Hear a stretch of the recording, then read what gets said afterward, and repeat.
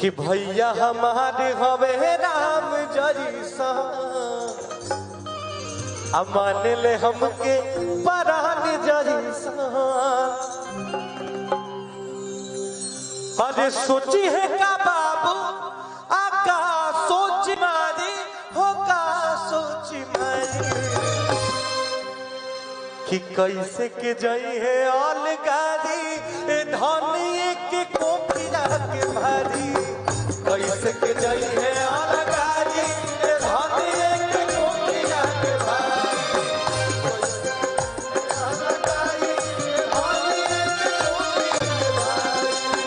भैया हमारे हवे राम जैसा मान ले हमके परान जैसा।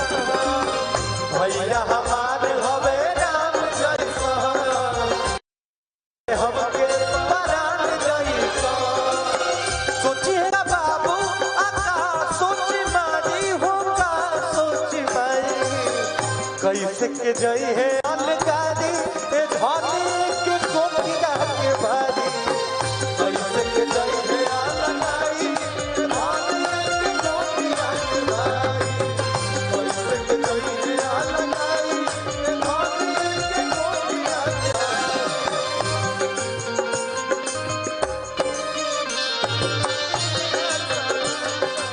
कहवा गइल लगी मैया हो तनी हमके बताइया।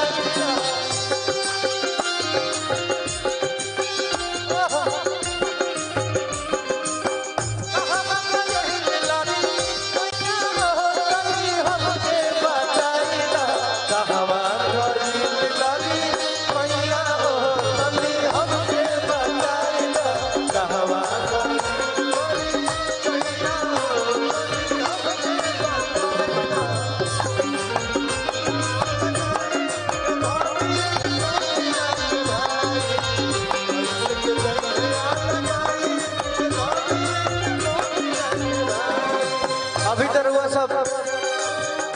अभी तो रहुआ सब ओ लड़का के पॉइंट ऑफ व्यू से रहुआ सब सुननी जा कि वो अपना पत्नी के का कहता रे। अब उनकर पत्नी उनका से का कहता रे कि तोहार भैया ना तोहार भैया तो ठीक हुआ खराब के हम बताओ छई का कहली है। भैया पभारी से ठाई हरी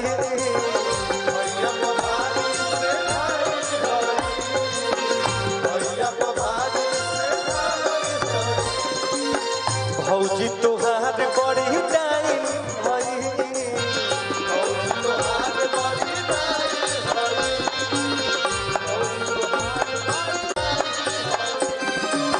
भैया पभारी से ठाइन भौजी तुहार बड़ी डाइन केहू के भरोसा नाही रे काला जुग में वो ये काला जुग में कली है कि भैया भारी से ठाइन हई आ भौजी तुहार बड़ी डाइन हई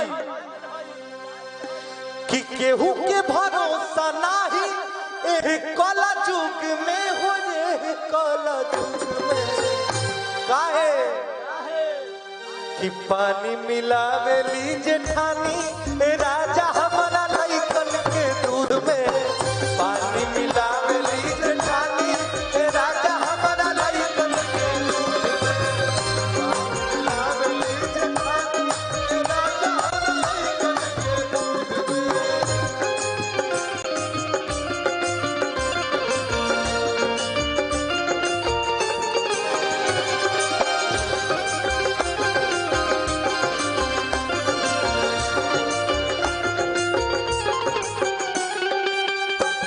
क्या नाम है बाबू?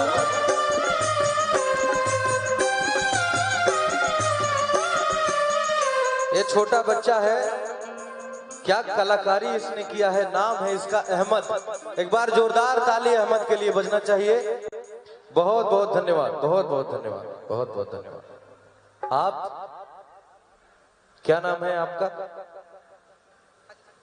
आदित्य प्रताप जी के लिए एक बार जोरदार ताली बजनी चाहिए। बहुत अच्छे कलाकार हैं आप, खूब नाम करिए, खूब आगे बढ़िए।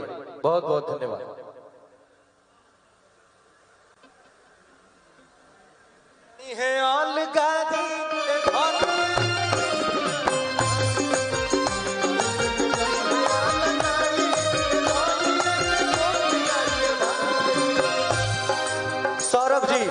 आप भी खूब आगे बढ़िए, खूब नाम करिए, बहुत अच्छे कलाकार हैं आप, खूब आगे बढ़िए। चलिए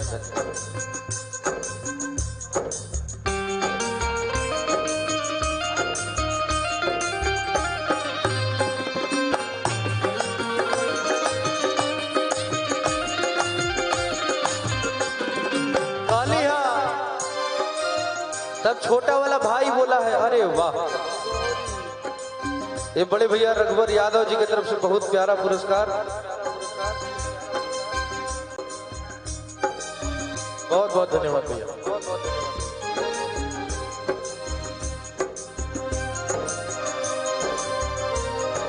लड़का कह रहा है, दिलचस्पतिया के तार न बनावा, राज के नह के पहाड़ न बनावा, काटा के दूध में पानी तो हर जगह मिलावल जाला, हमार भौजी मिला दिल चका भाई।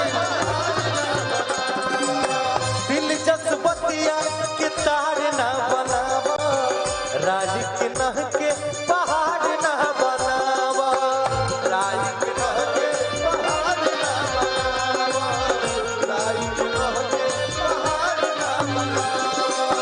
कही देव भैया से दिहे समझा दे, वो दिहे समझा दे, कैसे के जई है